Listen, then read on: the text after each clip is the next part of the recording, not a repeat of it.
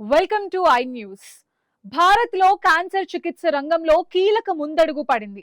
ఊపిరితిత్తుల క్యాన్సర్ రోగులకు గంటల తరబడి హాస్పిటల్లో కూర్చోవాల్సిన అవసరం లేకుండా కేవలం 7 నిమిషాల్లోనే చికిత్స పూర్తయ్యే సరికొత్త ఇమ్యునోథెరపీ ఇంజెక్షన్ అందుబాటులోకి వచ్చింది.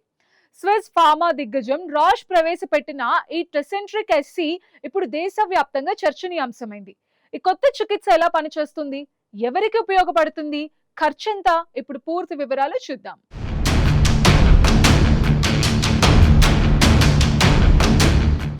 భారతదేశంలో లంగ్ క్యాన్సర్ కేసెస్ వేగంగా పెరుగుతున్న వేళ రోగులకు పెద్ద ఊరట కలిగించే చికిత్సని రాష్ ఫార్మా ఇండియా మార్కెట్లోకి తీసుకొచ్చింది.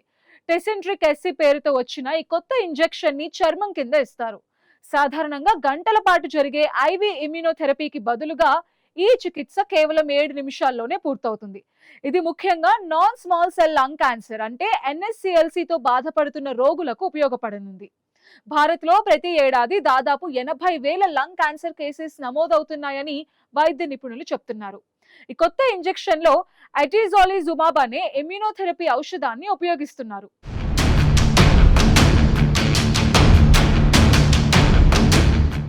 ఇది క్యాన్సర్ కణాలు దాగేందుకు ఉపయోగించే PDL1 ప్రోటీన్ ని బ్లాక్ చేస్తుంది. దీంతో శరీరంలోని రోగనిరోధక వ్యవస్థ క్యాన్సర్ కణాలను గుర్తించి దాడి చేయగలుగుతుంది. ఇప్పటి వరకు ఈ చికిత్స కోసం రోగులు హాస్పిటల్లో గంటల తరబడి ఉండాల్సి వచ్చేది. కానీ ఇప్పుడు కేవలం 7 నిమిషాల్లోనే ఇంజెక్షన్ పూర్తి కావడంతో రోగుల మానసిక ఒత్తిడి తగ్గుతుందని వైద్యులు చెప్తున్నారు.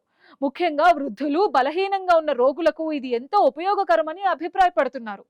వైద్యుల ప్రకారం ఈ కొత్త విధానం వల్ల చికిత్సపై రోగుల సహకారం కూడా పెరుగుతుంది. ఎందుకంటే హాస్పిటల్లో ఎక్కువసేపు ఉండాల్సిన అవసరం ఉండదు.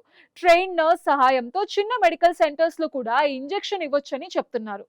అయితే ఈ చికిత్స ఖర్చు మాత్రం సాధారణ కుటుంబాలకు భారంగా మారే అవకాశం ఉంది. ఒక్కో డోస్ ధర సుమారు 3.7 లక్షల రూపాయలుండగా చాలా మందికి కనీసం 6 డోసులు అవసరమవుతాయని సమాచారం. అయితే ఖర్చు తగ్గించేందుకు కంపెనీ బ్లూ ట్రీ పేరుతో ప్రత్యేక పేషెంట్ అసిస్టెన్స్ ప్రోగ్రామ్ ని కూడా నిర్వహిస్తోంది.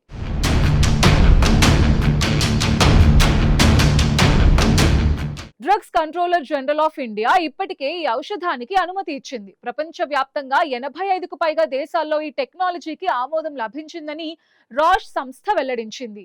క్యాన్సర్ చికిత్సను వేగవంతం చేస్తూ రోగులకు మరింత సౌకర్యవంతంగా మార్చే దిశగా ఈ కొత్త ఇంజెక్షన్ కీలక అడుగుగా వైద్య నిపుణులు భావిస్తున్నారు. అయితే అధిక ఖర్చు కారణంగా ఇది సామాన్య ప్రజలకు ఎంతవరకు అందుబాటులోకి వస్తుందనేది ఇప్పుడు పెద్ద ప్రశ్నగా మారింది.